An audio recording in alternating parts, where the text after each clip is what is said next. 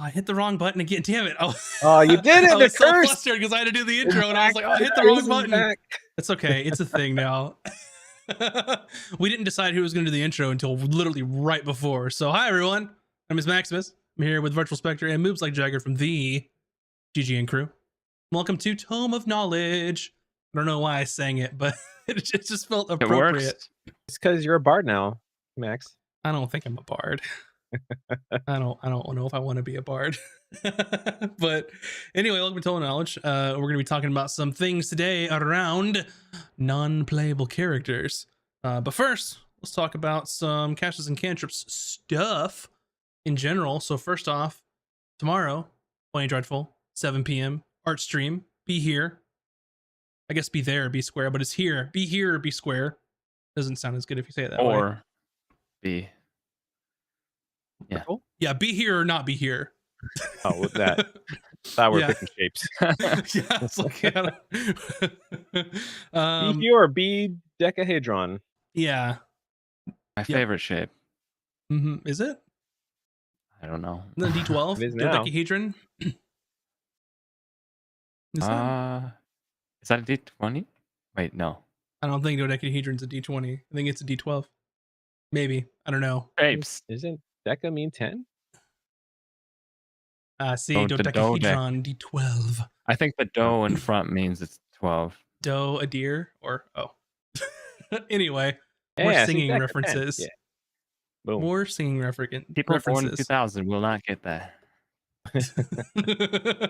Anyway, if thanks everybody for getting our YouTube up to over 1,000 subscribers, and we're also almost halfway to the number of watch hours we need. So if you're watching the stream like right now, just open it up on YouTube and just mute it. It would really help us a lot because yes, please, it would help us a lot. So I very much appreciate it, and I very much appreciate all of you listening to our podcasts.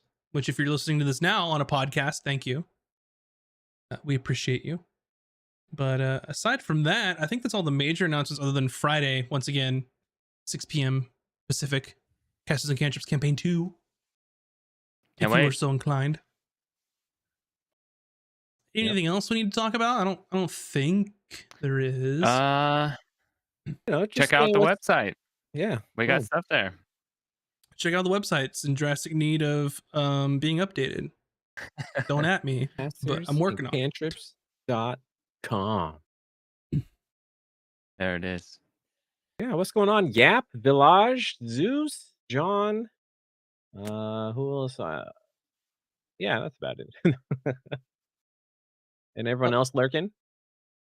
Hope y'all are having a fantastic Monday.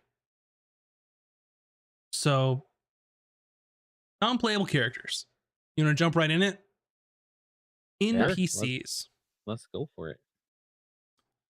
So, I know that I have my approach to making NPCs, which is really all over the place. I should really do better.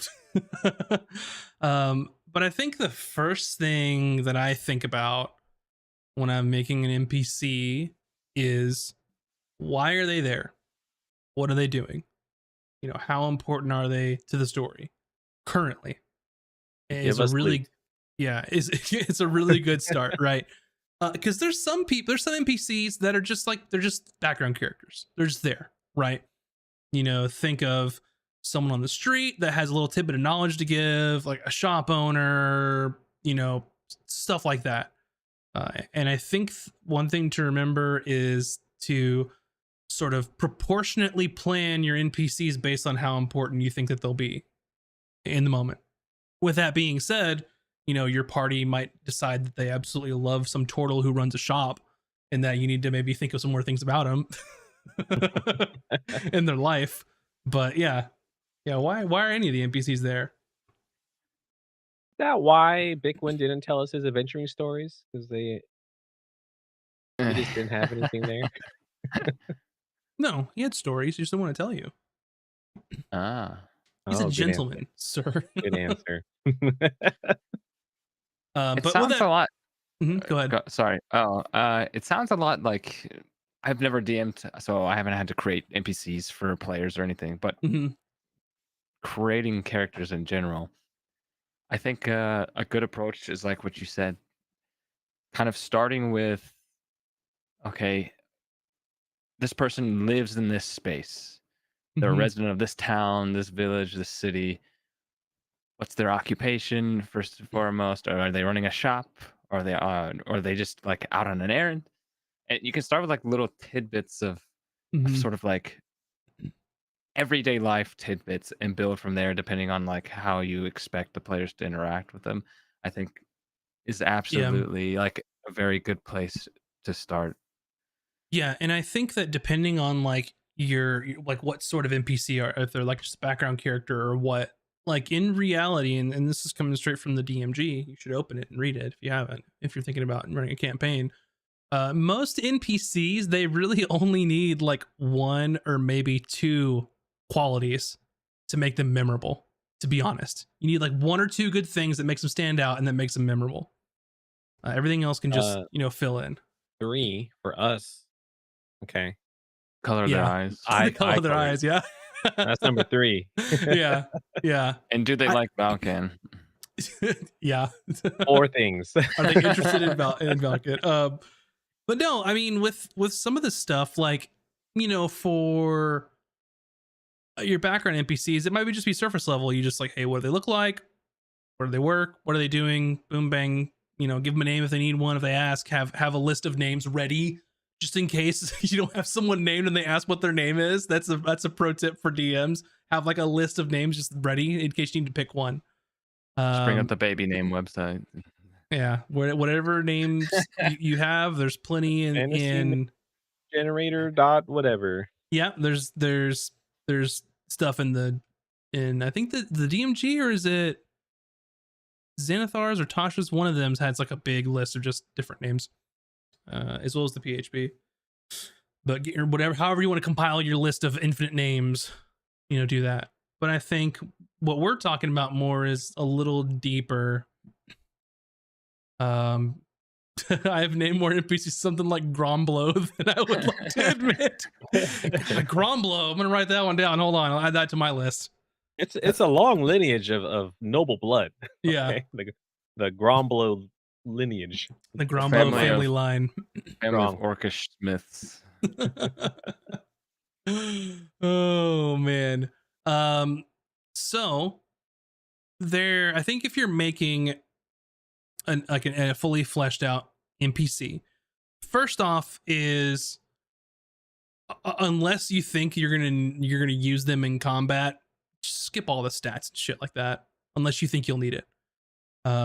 We'll get to that later, but there's a couple things once again straight from the DMG that I think that I guess the Wizards also thinks as they put it in there that you can answer with like one sentence and you have an idea of like who that NPC is or what they're about.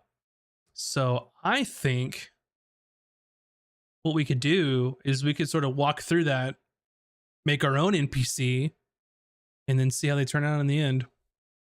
We can all have an accord on what we want this person to be. Sounds like a How does plan. that sound? You can go full chaos and just let the dice decide. I mean, we could, but then we'd We're have not going to. to, but I'm just Yeah, saying you could. that's there. There's also tons of tables to roll on and stuff. But so the categories that they specifically call out to flesh out an NPC are occupation and their history, their appearance, their abilities, talent, mannerisms, interactions with others, useful knowledge, ideals, bonds, and flaws or secrets. Ideals, bonds, and flaws should sound familiar to any of you that have made a character in 5th edition because player characters do that too. It's a great way to sort of get an idea of like what their character believes, what they're about. So you want to roll through this? Let's think of an NPC. First off, I'm going to ask, like, what setting are we going to make this NPC? Are we going to make it in Casters and Cantrips setting? Yeah. If this Might as well. character that we make we can meet in the world, that'd be cool. So you want to do it in Erebos? Got it. Yeah, we could do an Erebos. All Don't right, have to be from Erebos. let's do it. So the first thing on this list is, in a single sentence, describe this NPC's occupation in like a brief kind of historical note that hints at the character's past. So what do you want Hmm. this person to be? All right. I already know the race that I wanted. I didn't think much farther than that. I thought there's two things I thought of. I thought of the race, and then I Uh-huh. thought of the voice. That's Yeah. I mean, that's another thing in consideration that you could think about if you're playing in a game where you have to do accents and stuff like that. I would probably lump that under appearance, even though it's not the same thing. But that's where I would probably put totally it: is put notes on like what they look like, what they sound like, what they smell like. If that's important to you, your characters. I'm Well, not. I'm not asking y'all to ask what everyone smells like. By the way, don't do that. It's the new eye color. What do they smell like? based off Mm. what we know as players of Earvos, which is not a lot, we have a place that's full of people that like to work with technology. Mm-hmm. So maybe there's some type of artisan or Yeah. privateer. smith or privateer. Privateer. Yeah, Interesting. privateer. A privateer. So a privateer is different than a pirate. I want everybody to know this. Yes. Yes. Please, VS, explain. So pirates are outlaws. Mm-hmm. They hold no allegiance. They serve themselves. Privateers are contracted to pirate on behalf of a nation Mm-hmm. or empire or lord or whoever they're hired to do piracy against somebody that the person hiring them doesn't like. Pirates for hire is a privateer. So Yep. there's the Mercenary of the free, seas. yep, mercenary of the seas, pretty much. Yep. Pretty much. The one nation will hire them to engage in maritime Activity. shenanigans. It was To their a enemies. big, Oh, big thing in the Caribbean, Yep. especially Spain and England. Yeah, there you for go. sure. Occupation. Boom. Done. Privateer. Which nation Um, hired them? yeah, let's Or dig into some occupation history. So privateer, are they a captain? Are they a crew member? What do they do? Are they like the bosun? Are they part of the vanguard that boards people? Are they a powder monkey? You know, are they the I quartermaster? would say quartermaster or captain if we're talking about a notable NPC. Essentially, yeah. If you'd like. What is your brain telling you? What do you think, Moves? I think. I think. Well, my mind initially went to cook, but maybe captain's more cool. Cook would be It could good. be. I mean, here's the thing, though. Even if even if it is the cook, right? I kind of want to go down this road, actually. Even if it's not, even if it is the cook, even if they're seemingly a less prestigious position, doesn't mean that their value as an NPC diminishes. That's true. So let's just say they're the cook. Let's go down this road. Cook or surgeon. I don't know. Two very different things. So privateer, a I would say cook. cook. Yeah. What's a brief bit of history about them that we could introduce, of maybe who they were before they were a privateer, or how they got there? Just a generalized sort of statement. Let's see. How do you wind up as a cook on a privateering vessel? Maybe, perhaps they owned a shop at one point and shop went under, so they found work cooking wherever they could. Mhm. Maybe they were. Maybe it's part of a commuted sentence for being a criminal. Could be. That Uh-huh. okay, you have to be a cook on one of these privateer ships now. Or either that or go to jail. They are the captain's no good brother, and all I can do is cook. Captain's no good brother, and all they can do is cook. In the captain's eyes, he could, I Mhm. don't want to, there could We're be fleshing him much out. more. Yeah. So the captain believes he's doing a service by having him do this one job. Little He's You helping know, out. He's helping out the family, it's a but little bit like, of nepotism going on here. The only reason he got that job is his brother's the captain. I like it'll be that. like the parents, they're like, take your little brother with you, and they're like, no, I'm gonna do super cool privateer stuff, and you're like, yeah, with your brother, and they're like, fine, they're just gonna cook then. okay, I don't Yeah, I know. like that. So captain's no good brother. All they can do is cook. Only reason he got the job. I said I should say they because we haven't. Yeah, I guess we haven't determined Sure. who they are. But I guess we did since we said captain's no good brother. So the only reason he got the job is because his brother's the captain. So we have a sort of two brothers situation here. Yeah, I think that pretty much satisfies like their occupation and history like pretty well. We can jump down. Next in the list is their appearance. This is where you would look at things like what's their lineage, like do they have any defining features about them, that kind of stuff. I have a fun twist for our little like cook friend Mm-hmm. that we can discuss later. Sure. You said you already Uh, had a race in mind, I did. Moobs. Has it I changed your mind based wanted, on where we're going right now, though? it's it might have changed, but I'm still gonna say it, and Sure. then if you guys are like maybe no, and then I'm okay with that as well. But Mm-hmm. I was. It's funny because you mentioned you did a thing in a video game, Max, and I was like, oh, because in my mind I wanted to make a grung. A grung. Interesting. They are a grung.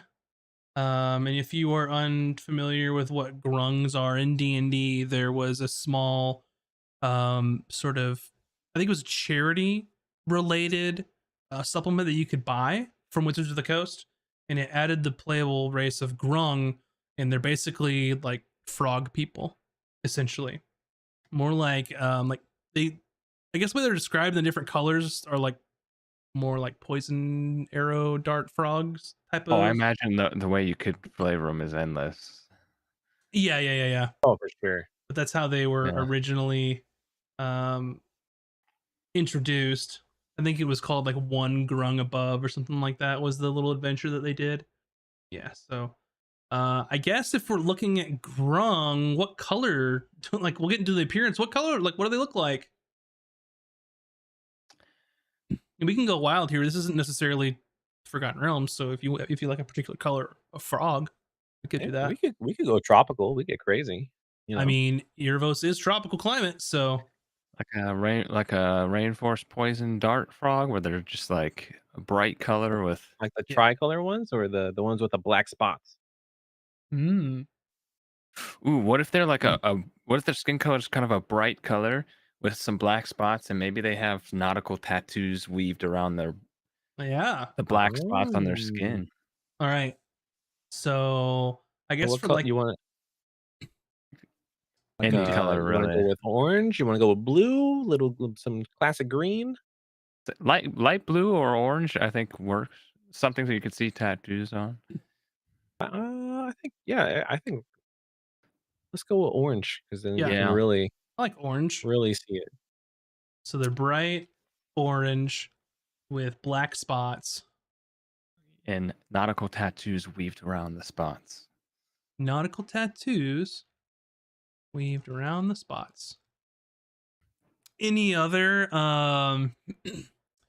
any other defining features about them?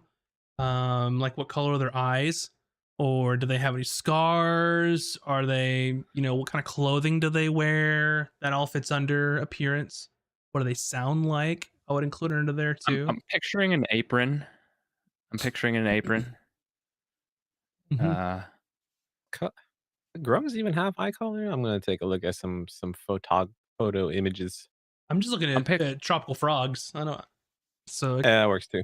think of the like bright orange or just black. I think a lot of like the poison arrow dart frogs have just like black eyes. Yeah, it looks like just jet black. I'm Black picturing eye. a like no shirt, but like a food stained apron and like maybe some striped pants and some boots. I You like know. it.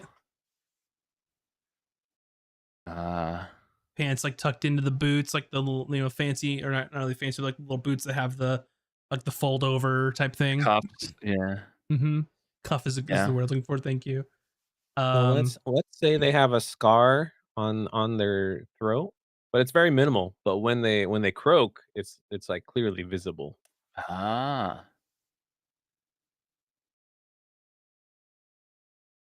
mm-hmm. Interesting. Anything else you want to add to the appearance? Maybe how they Um, sound. how big is a grung? Are they like small? They're I small. like halflings. Hmm. Okay, so I they're had tiny. one voice in mind and one mind only. How good is your Sean Connery, Max? I don't know. I have How to about practice that.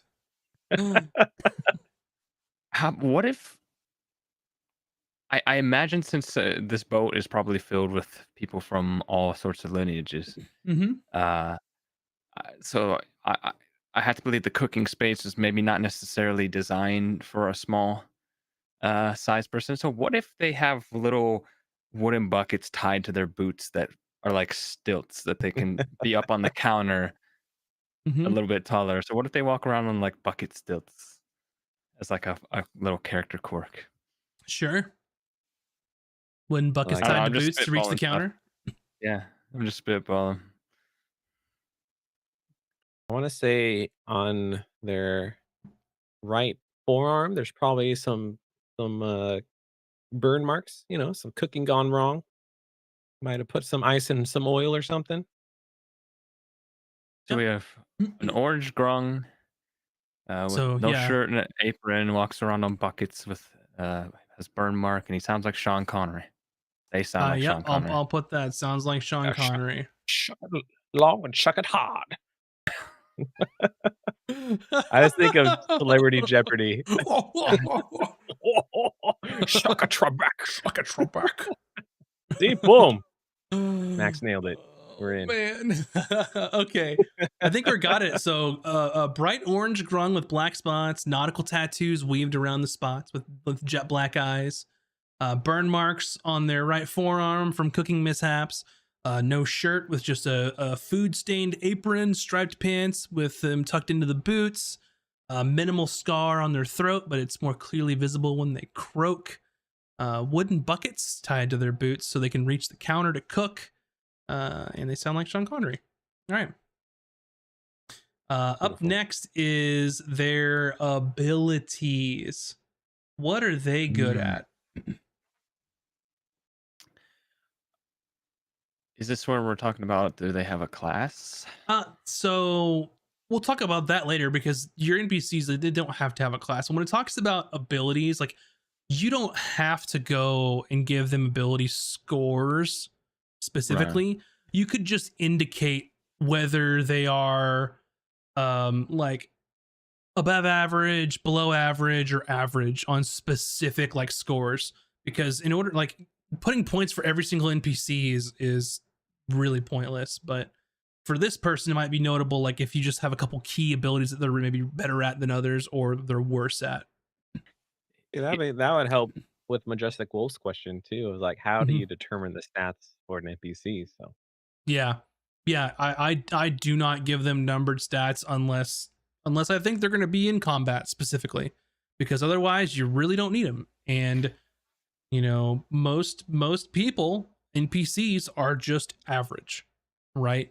Think of like commoner, like 10 across the board, unless they may excel in one area or lack in another area, because player characters are unique in that they're usually sort of like the superhuman, like hardcore adventurers, right? Most people Mhm. don't hover into like the 16 or 18 like ranges. Yeah, this is why you have the baseline Mm-hmm. of when you're making a character, for instance, where 10 is your baseline for an average member of the population in terms of like strength or intelligence. Mm-hmm. It's like kind of base things around that sort of. I think it'd Most be, people are this like. I think it'd be, we could go like either it'd be hilarious if they were just like jacked as AF and like a super buff brung, or they can be very dexterous, so they can do like Here's what I I was party thinking. tricks with cooking. I wanted them to be bad at cooking. Oh, Here's what I was thinking. Hmm. Because we set up that the brother hired them, or he Hmm. had to hire them, and the Yeah. brother doesn't think anything of them other than they can cook. What if they're just like an okay cook? Like we're talking, can make decent like fried eggs and not much else. it is But the they're same actually, food over and over. yeah. But what if they're actually like really intelligent and they're actually far more of a strategist than their captain of a brother? Yeah. You could give them like high intelligence. Or their appearance doesn't give that, but as like a party talks to them and realize, wait a minute, this guy's why is he the cook? He should be the captain of the ship. So like low, like high ant, low dex. So they're like clumsy. They're really like clumsy, not dexterous at all. But they're just highly like, I don't know, Strategic. intelligent. Mm. I like it. Yeah, I like it too. That was just that immediately came to mind when we had the like, oh, the brother had to hire him. I'm like, well, what if he's actually better than his brother? Yeah, yeah. Interesting enough. The next one there is it says in one sentence describe something that your NPC can do that is special, if anything. And it has a table you can roll on. You can roll on it if you want. They're just there for ideas, or you can come up with your own, which is what we're doing. So what do you think that they're good at? What's their talent? And you mentioned a little bit like that they're maybe like an expert tactician or something along those lines, and their skills aren't necessarily used for in his current role on this ship. Yeah, maybe he's constantly. Maybe they're constantly grumbling about the brother's decisions. Like, I don't, I would have done this if Mm-hmm. if I was in charge. Yeah.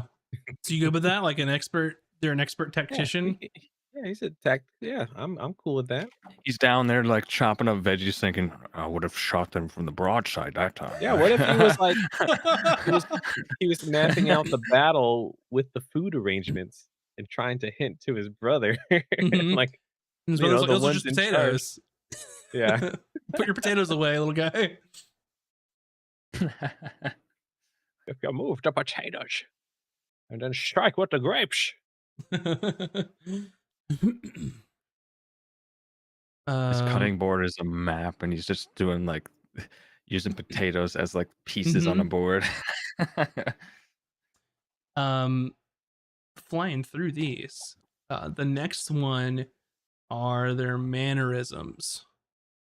So describe any member mannerisms, usually just one, but anything that makes them unique. I will say that probably we could have put sounds like Sean Connery under this one for sure as well. That may have been more fitting here, but what are I think some mannerisms? maybe he talks out loud, he thinks out loud, not being cognizant of others around him. So Yeah.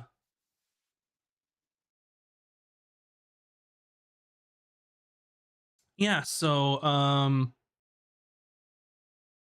what else? Let's think of another one. Do they do they have any like quirks? Like do they like tap their fingers when they're bored? Do they, you know, I guess he's not gonna have a beard, I guess. Stroke their beard when they're thinking. Do they um I don't know. They pace a lot. Do they have like a nervous like energy about them? What if he, or what if they as like croak if they're like, I don't know, annoyed or something. If they're They if you're like a asking too tick, many questions, he just starts to croak. Like, a nervous tick or something, but croaking. yeah. Yeah. so he just croaks whenever he's annoyed. Or like something makes them uncomfortable, and it's just like a reaction, like Moobs was saying, Yeah. like a tick almost. Mm-hmm. So yeah, he croaks whenever he's annoyed or uncomfortable. Makes sense. Okay, so the next one we have on this list here is how do they interact with others? What's their Mm. behavior around other people? Are they like aloof? Are they rude? Are they like overly nice? A good question. Mm-hmm. I want to say he's rude because he's forced to be a cook and he thinks he's smarter than his brother. Yeah. So maybe maybe Is he not like that with maybe everyone? rude, maybe passive aggressive. I don't know. I like that. Passive Passive aggressive. aggressive. They so he thinks he knows better. He's not a Walter. Yeah.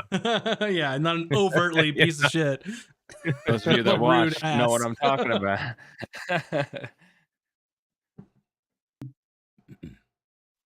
He's Mhm. not a Walter, but he could come across that way if, Yeah. you know. Yeah, I think where Walter was just aggressive, where our Grung is more passively aggressive. Mm. That kind Yeah. of, kind of like what you'd alluded to before is like, well, I would have done it this way. Like, I'm not sure why you did it that way. That doesn't make sense. That kind of stuff, like openly questioning authority, in like a nice way or trying to be nice way about it. I don't know. I guess it's not really being nice. It's just being shitty, but less aggressive. So yeah, I like that one. Positivity. Mm-hmm. Like, are you sure that you want to? Are you sure that you want to turn starboard into the wind? Like, is that really what you want to do? Like, it's fine. You're the captain. Like, it's fine if you want to. But are you And that sure? kind of works with moves this idea of like Sean Connery, but from like SNL, just being Yeah. kind of like snappy and like Yeah. making fun of, Yeah. I can't believe you did it that way. Yeah. Amazing. Okay. Next one is useful knowledge. So, what is like a bit of knowledge that they have that might be useful to the player characters? Hmm. It could be something important. It could be something not important at all. So the example they gave in the DMG is it may be something as important as like, an important clue to solve a murder, or it could be something as benign as just like what's the best inn in town. Could be anything. So, but if you were to encounter this cook, what sort of knowledge would they have? Well, they're a privateer, Mm-hmm. so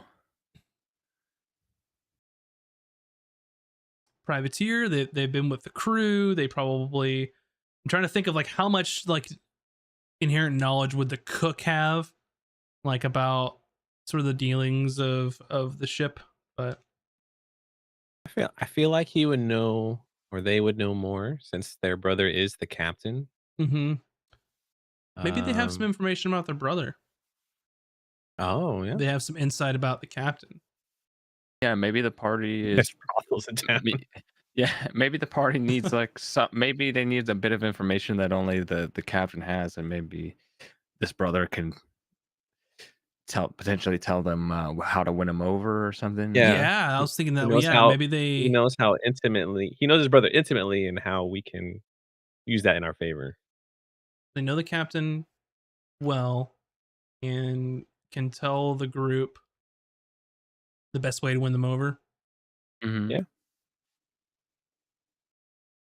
Yeah, that makes sense. That's And a good piece of knowledge. the sort of saltiness could even come into play where it's like, uh, blow smoke up his arse or something like that. Yeah. Make him feel good. That was more Deckard Cain, but you know what? Whatever. Yeah. Same thing. Yeah, that's really good. Yeah, they have intimate knowledge about the brother of the captain, but they're in such a the cook's position on the crew that that makes sense. An unlikely place to find that information. Now I want to know what the brother looks like and what the brother's personality Yeah. is. Hey, he could be adopted. You never know. So the next one is, so in a sentence, describe one ideal that they hold dear. What's one ideal? So some examples are like greed for like a more evil related one, or like the greater good, or like respect, that kind of stuff. What's like one ideal that sort of rings true for our or a grung cook? I'm immediately drawn to respect, but because it doesn't He feel like doesn't he gets it. respect his brother. Right. Hmm. Yeah, he feel like his brother gets too much and he doesn't get enough. That's where my mind That's went pretty solid. immediately. I mean, that's pretty solid. Yeah, I like it. Respect. I like it. The next one is so in a sentence, summarize people, places, or things that are especially important to the NPC. And this is for bonds. What's their bond? We could go full Vin Diesel. It's family. I don't know. Yeah, I was thinking that, but as much as he complains about his brother, maybe Yeah, he feels like he still he's needs him, you know. he's probably there to watch his brother's back and keep them out of trouble. Yeah, so as much as he complains about his brother, the captain, he's always there for him. Yeah. Solid. Solid. That's a good one. And then sort of on this list, the last major one is describe their flaw.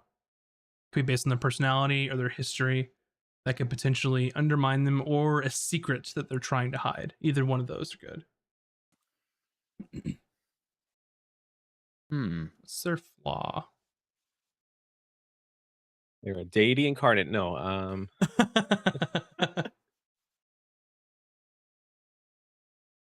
Huh. Some examples from the DMG are full-hearted bravery. They have a secret crime or misdeed. Are they prone to sudden suspicion? Doesn't seem that way based on how we've written them. They overly arrogant, envious of someone else's possessions or station. maybe a little bit of arrogance, a little bit of envious. Mm-hmm. Yes, they can be arrogant, and they're envious. The envious of brother, the quartermaster. Was it more directed at someone else on the crew that says, "I know more than you do, and I'm here to cook, but I should be by my brother's side, helping them out," kind of thing. Like a first mate type of deal, Mm-hmm. or a lieutenant. Yeah. You could also have there's someone that says like shameful or scandalous history. Maybe the reason why he's in this position, as smart as he is because he's just, you know, maybe he's squandered away opportunities in the past, and Mm-hmm. so he's bitter.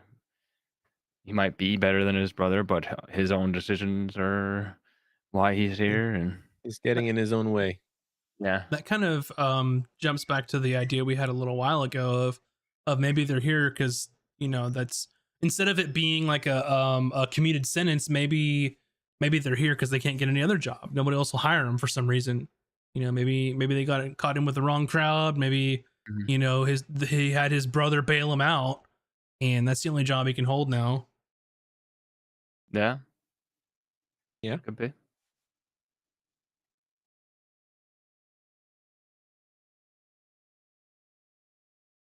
Interesting. It is Interesting. well flushed cook. Uh-huh. Yeah, and that took us like what, the better part of like 45 minutes, maybe even less, to do that. So let's recap here, and then we can give this old chap a name, maybe name what ship they're on. So typically, you go through occupation history, appearance, abilities, talents, mannerisms, interaction with others, useful knowledge, ideals, bonds, and flaws, or secret. So what we've done is, for their occupation history, we have said that they're a privateer, but they're a cook on the ship. And their captain's no good brother, and that all they can do is cook. And the only reason he got the job is because his brother's the captain. For their appearance, they're a bright orange grung with black spots and nautical tattoos weaved around the spots with jet black eyes. They have burn marks on their right forearm from cooking mishaps. They're wearing a no shirt with a food stained apron, striped pants with boots with a cuff, They have wooden buckets tied to their boots so they can reach the counter to cook. They have a small scar on their throat that becomes clearly visible when they croak, and they sound like Sean Connery. For the abilities, we said that they are highly intelligent, low dexterity, so they're clumsy. For his talent, they're an expert tactician whose skills are not being utilized on the ship. Mannerisms, I also put sounds like Sean Connery again for good measure. They think out loud while not being cognizant of others around him. So just thinks things out loud. And he croaks whenever he's annoyed or uncomfortable. So interactions with others, we put that they're passive aggressive. He thinks he knows better most of the time in most situations. The bit of useful knowledge they have is they know the captain well and can tell the group the best way to win the captain over. We chose their ideal was respect.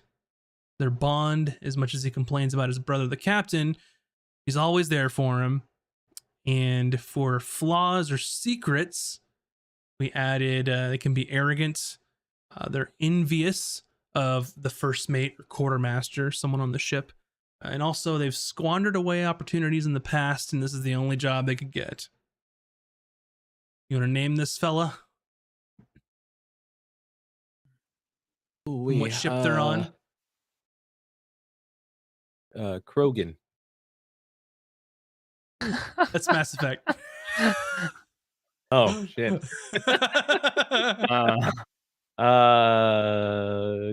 The Grogan. That's the hardest part. I mean, This just is the because hardest Mass Effect doesn't mean it could be his name. Yeah. Grogan? Is that where? Grogan. Yeah. It's like Grogu and Krogan put together. Sean Grungery. On Hungary. Sean Grungery. Amazing. Long Croak Silver. Yeah, Grogan's fine. What ship are His they brother's on? name is Bobin. Yeah. What his ship brother's is name Grogan on? Grogan and Trebek. Bobin. Trebek is his brother's name. Trobak. Amazing. Chaka Trebek. I like it. I like it. Name.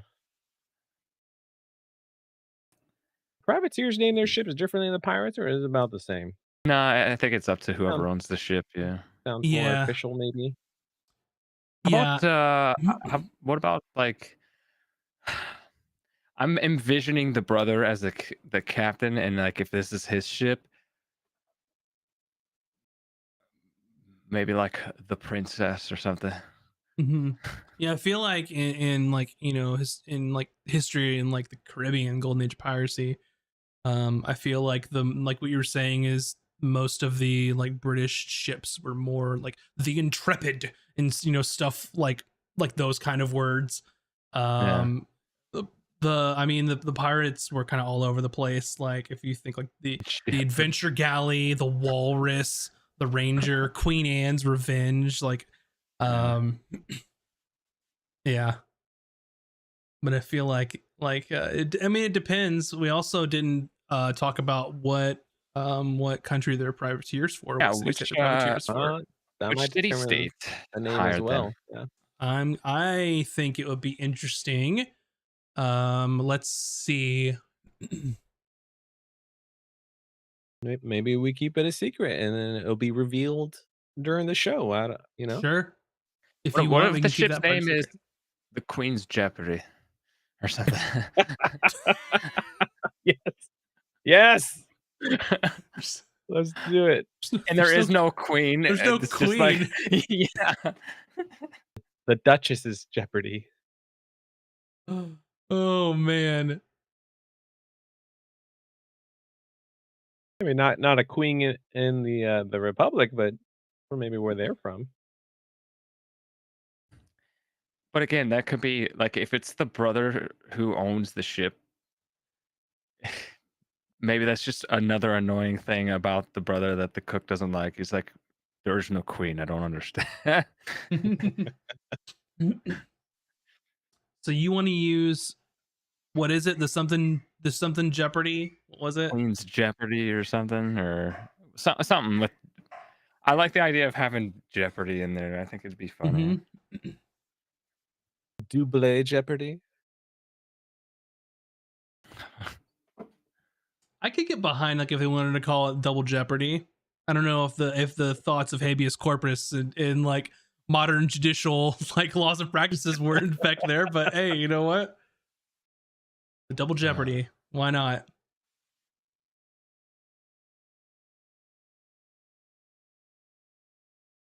Yeah, I mean, because Jeopardy doesn't necessarily mean anything with law inherently. But just like Wolf's onto something if we like do an acronym for SNL.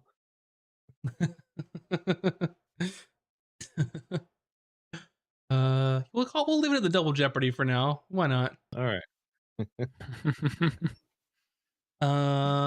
Yeah, so there's Grogan, of the cook of the Double Jeopardy. His brother is Captain Trobach. Yep. Captain Trobach. Brother's name is Captain Trobach. We've included too many popular pop culture references for me to use this anymore. So it's spelled Trobok. Trobach. I spell it almost the same, but with a C and a K. But yeah, no C. Yeah, that's good to me. And I think that following, so one thing that I want to illustrate that when we did this is as we sort of followed along, like just asking like these simple questions, we immediately had tangents that we automatically started like building for this character. Even thinking of one thing gave us ideas for other things, or things that were were ahead, I guess, in the question order, that we immediately could start to see like what this character was about. Even like from the beginning, like occupation and history, we already got a bit of an idea of like who we want this character to be. Yeah. Yeah, we didn't go straight for the, number one. It could have been the captain, but we went someone who was like, third tier, worked on in the ship instead of on top of the ship. Yeah, and that's kind of whenever we had the idea of someone said could be like the cook or something like that. That's why I wanted to like grab onto that, because you could have important characters or important NPCs or people with valuable information, and they don't have to be an important person in like the world that you're in, right? It's totally viable that this cook could have all kinds of information or be an interesting character. Depends on what kind of campaign you're running. Yeah, I was gonna say a context is probably a big factor. Like, what is the party doing? Yeah. At this moment, like, what are they trying to accomplish? So, who are they going to be running into? Are they going to have the chance to have an audience with somebody like a captain of a vessel, Exactly. or are they most likely going to mingle with a deckhand or the quartermaster or a cook? I think context is a big thing. Yeah, because in my mind is like unless you're like an important person or one of the officers, you're probably not going to interface directly with the captain under most circumstances. And if you are interacting with him, it's probably not good. Or it's like one of those things where it's like, I'm the captain, this is my ship, your quarters, the quartermaster will take care of you from here. Leave me alone. Yeah. You know what I'm saying? We don't even have to meet them on the ship either, because correct. Yeah. this Grogan is maybe we chartered the vessel, maybe the party chartered the vessel for some reason, or could be in town just gathering supplies for food, buying flour and all, and lemons, citrus. Citrus to stave off the scurvy. Yeah, right. But yeah, that's 100% true. You don't have to meet him on the ship. One thing that the DMG goes into specifically is about giving NPCs stats. And typically, unless you think that they're going to be important enough that they might be in combat for some reason, you typically don't need to. How we sort of displayed that today by just giving them like, oh, their dex is lower than usual, their intelligence is higher than usual. But there's a couple ways you can do this, like if you need to give them stats. Number one, and my favorite way to do this because the work's already done for you, is just go find something in the monster manual or any of the other monsters and just use their stats. Find something that that's close enough to where you could tweak instead of doing everything from scratch. Because if you're making every single one of your NPC stat blocks from scratch, it's waste of time. Big waste of time. Save that for the important people. So, you know, off the top of my head is if, you know, we thought Grogan was going to get down or something and fight the party, or perhaps, you know, help the party, and for some reason, I would, you know, go to think of like, okay, how, you know, how powerful is this person? Like, they're just a cook on a ship. They're probably not an adventurer. We didn't indicate any of that in their backstory. What would I use? Maybe I might look into like a bandit or something along those lines of giving them a little bit more flavor, like for combat, you know. And you can just use an already existing stat block is what I would recommend doing. Because depending on how long your campaign is, you're going to have a lot of NPCs. And if you're making them all from scratch, then you must have way more time available than I do, because I can't do that. But that's something I do with monsters too. In general, is just take a stat block that I like and then just change something about it. Keep the players on their toes, that kind of thing. But that's one way to do it, and that's the way that I absolutely recommend. Another way that you can do it is you can choose to give this NPC like classes and levels.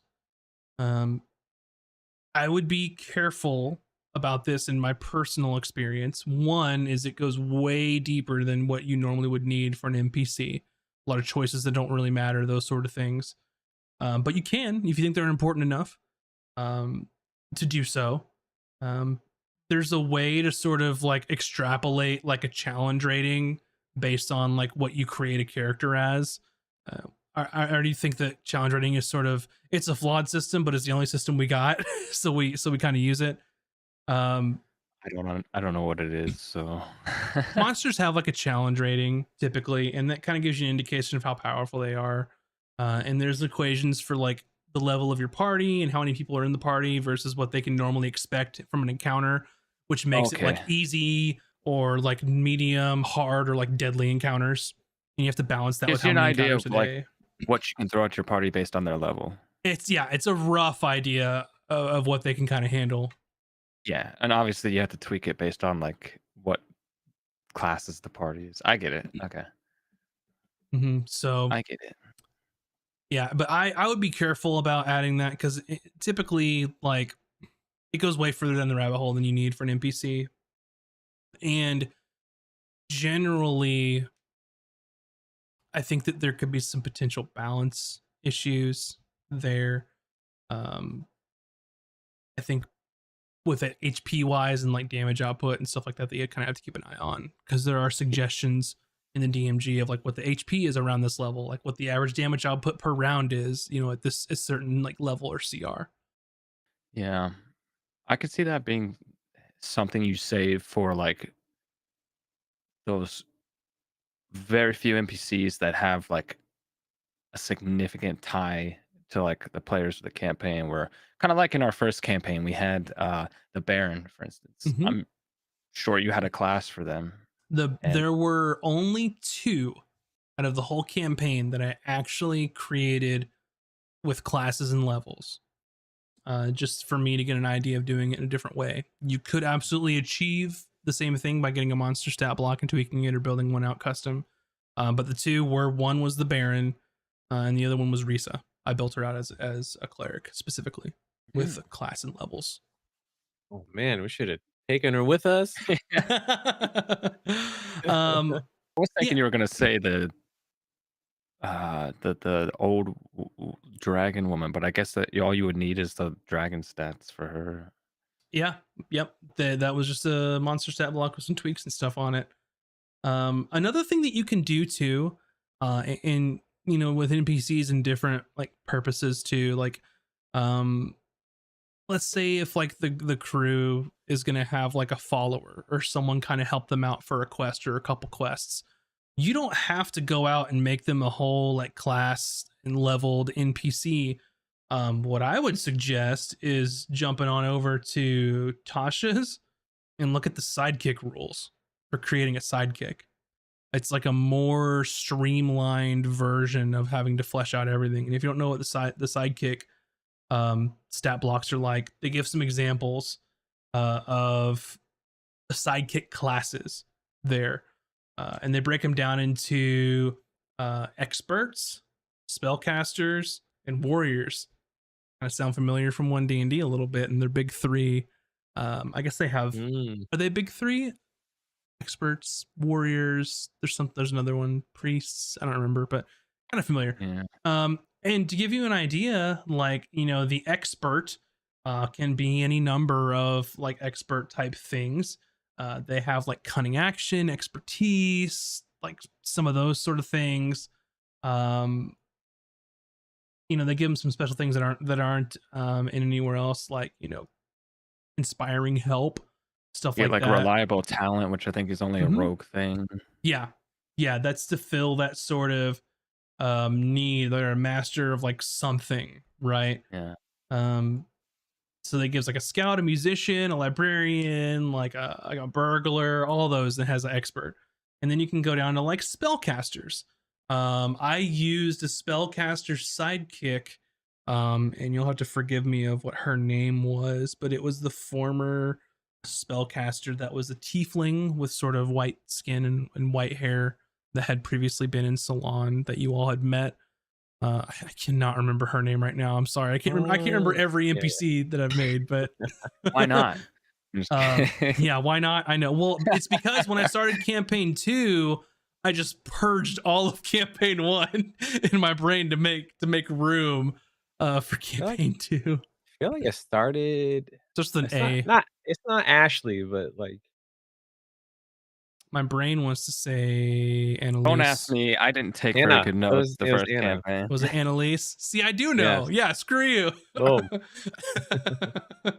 I'm But taking notes yes, this campaign. she was a spellcaster sidekick, and they get things like cantrips, and like a couple of like leveled spells and stuff like that.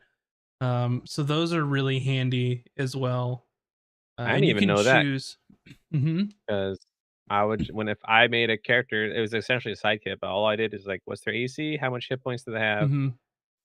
And like 1 or 2 spells, and that's like all I really cared about. Yeah, and for the spellcaster specifically, they let you choose a role. Or they like a mage, a healer, or what they call a prodigy. And it sort of gives you like, if they're a mage, give them the wizard spell list. If they're a healer, give them a cleric or druid spell list. And if they're a prodigy, give them a bard or warlock. And it tells you like the abilities. It gives you some recommended like starting cantrips. And they're meant to just sort of like slot in. There's someone who can fill the role of literally like a sidekick. Is what it's for. And then when it comes to warrior, they get stuff like second wind. They get extra attack at higher levels, that kind of stuff. Bonus proficiencies based on what you want them to do. So yeah, they kind of fill that more warrior esque role.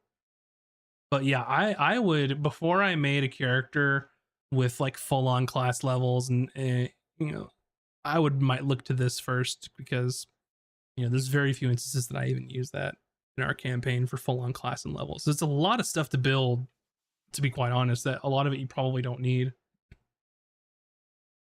Well, especially in combat too, right? With those, like, all those shortcuts you can do.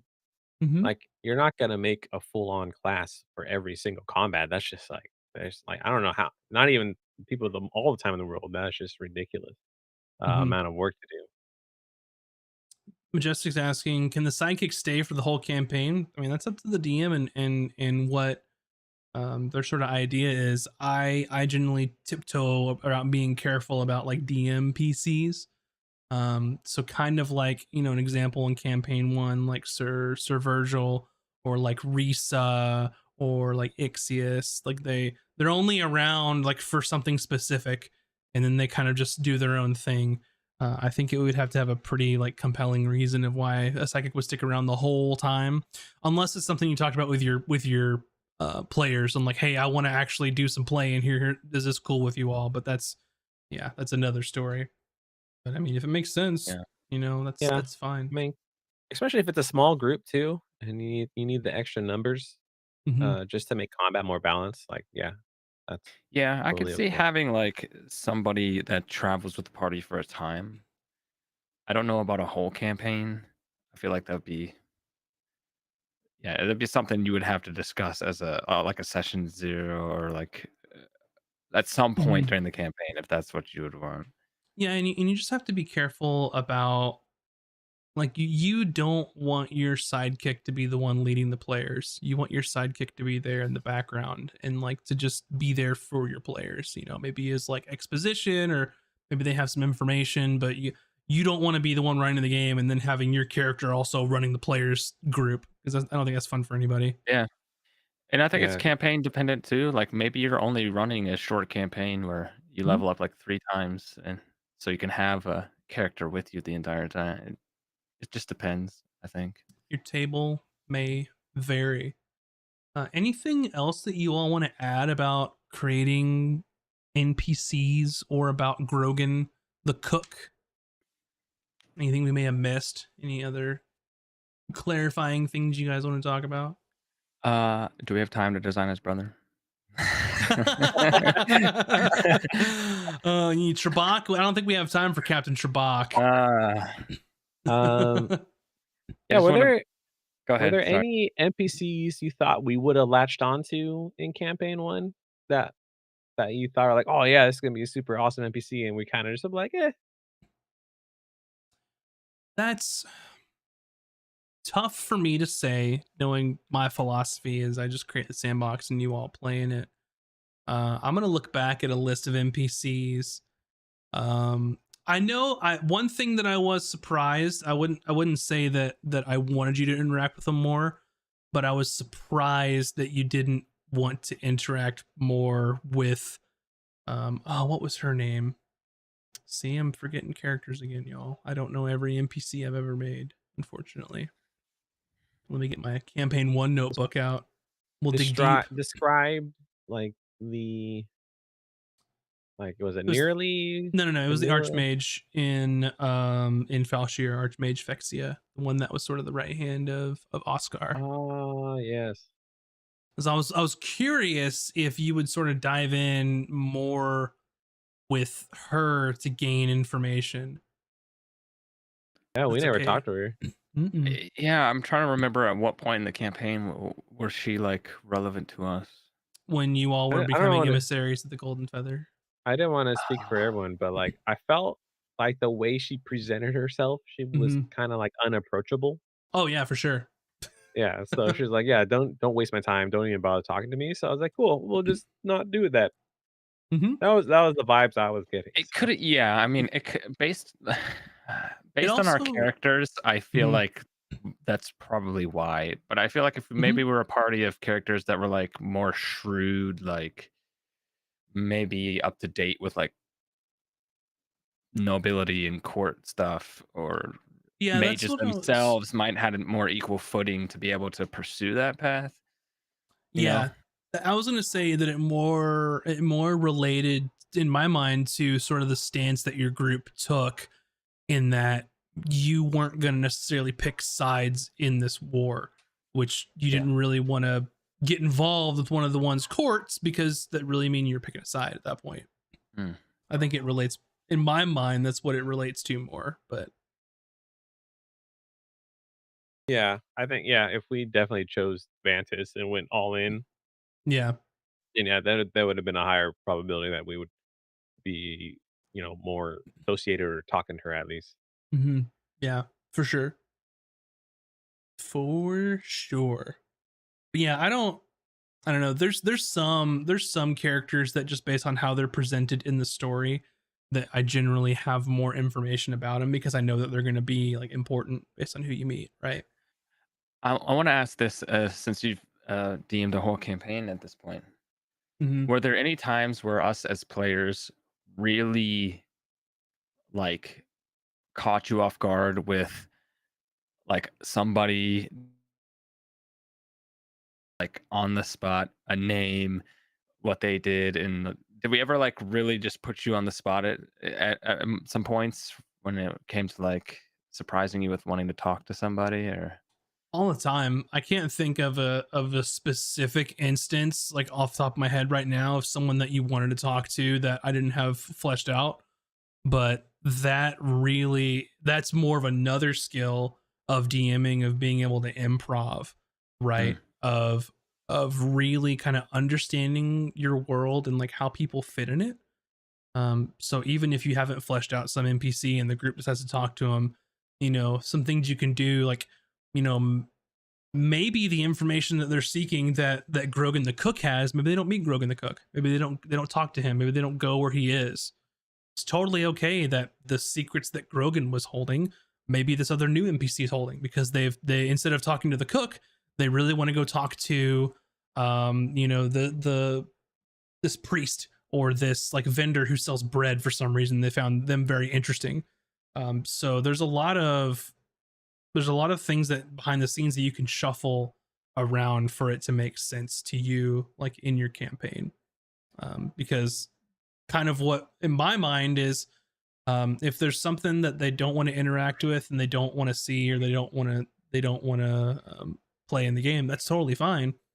You Mhm. can take those pieces and reuse them. You can mix and match them. You can scrap them. You can recycle them. Whatever you need to do on the back end. So Yeah. And I think some of the stuff that we talked about towards the beginning comes into play then, like having a list of names where, like, if the party talks to mhm. somebody random, you can be like, I'll pick this name for them, you know? Yeah, At least totally. have a I name, you know? I have a Depends on giant ass list of the names. game style too, because my other group is like, "What's the town's name? What's the NPC's name?" So you're like, you get the party involved, when it's just like something that comes up on the fly. So that's like Mhm. also a viable way to do things. You're talking about having the players come in and do a little bit of world building with you. Yeah. Yeah, Yeah. 100% makes sense. Just depends on your table and your style of play. There's a whole lot of stuff that's come up, or that even hasn't come up yet in the campaign too. Um, where in players' backstories, like, hey, there's this person. I was like, you name them. You come up with what their story is. Like, it's your background. Have at it. You can help build in this world too. So give your players a little bit of empowerment to kind of flesh out some backstory and make the world a little bit of theirs too. I think is interesting and enhances the experience. It's something I know I try to do when Hmm. coming up with my characters is I like to provide names and, like, positions for people that have been in somebody, notable in my character's past, because it's always fun, to see if those things come up at any point. Hmm. And I know it helps the DM so they don't have to come up with, like, million people for my backstory. Like, Well, yeah. I mean, and case in point for campaign one, um, Shoya Lake Academy was VS. He manifested that into the world, and then I just built on it, probably in a way unexpected to how you thought it was going to go, but you did all the heavy lifting in the beginning. yeah. Oh, good job, yeah.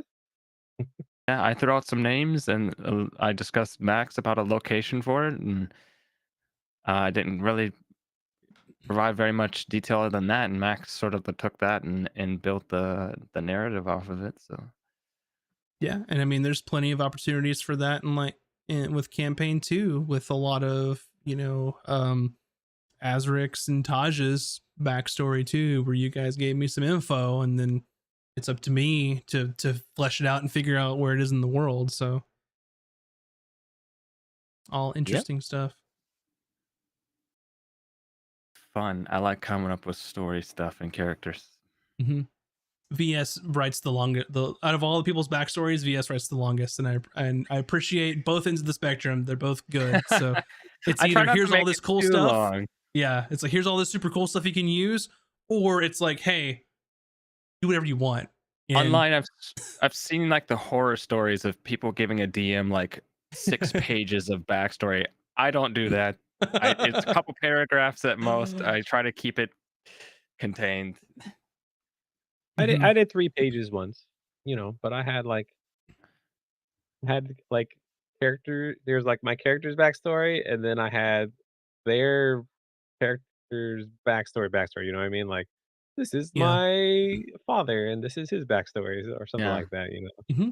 Totally I've yeah. only done that valid. once. It was, like, a lot of work. Yeah, totally valid, and just it goes back to like talk to your DM, like how much do they want you to do, how much do they welcome, do they want you to come up with all of it, do they want to come up with more of it? It's why it's a Yeah. collaborative storytelling game for It is. Dungeons and Dragons. Yeah.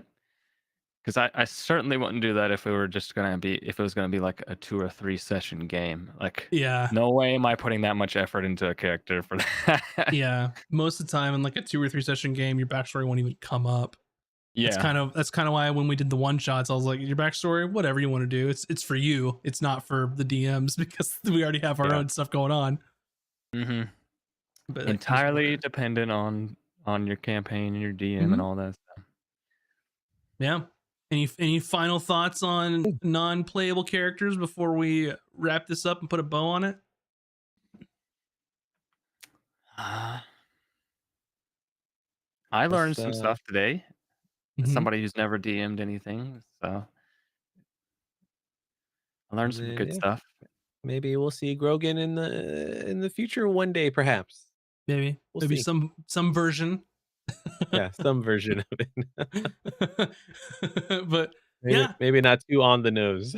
yeah, maybe not Trebok or the Double Jeopardy, but you know, maybe in some form or fashion. But Maybe we'll anyway, find a one shot to fit those guys there. um, anyway, thanks everybody for watching. Thanks for hanging out with us and watching us build an NPC and showing you all that you just follow some steps and um, you too can make an NPC relatively easily. But with that, if you haven't yet, please go subscribe to our YouTube. Watch some of our content. We just had a nice little short that came out today that was pretty funny from the first episode. So go check that out. And Tune in tomorrow for Bun's art stream and tune in Friday for our campaign. Yeah. yep, exactly. Tuesday 7 p.m. Pacific for art, Friday 6 p.m. Pacific for D&D. So with that being said, thanks everybody for watching. We'll see you next time. Bye. Grogan out. Bye.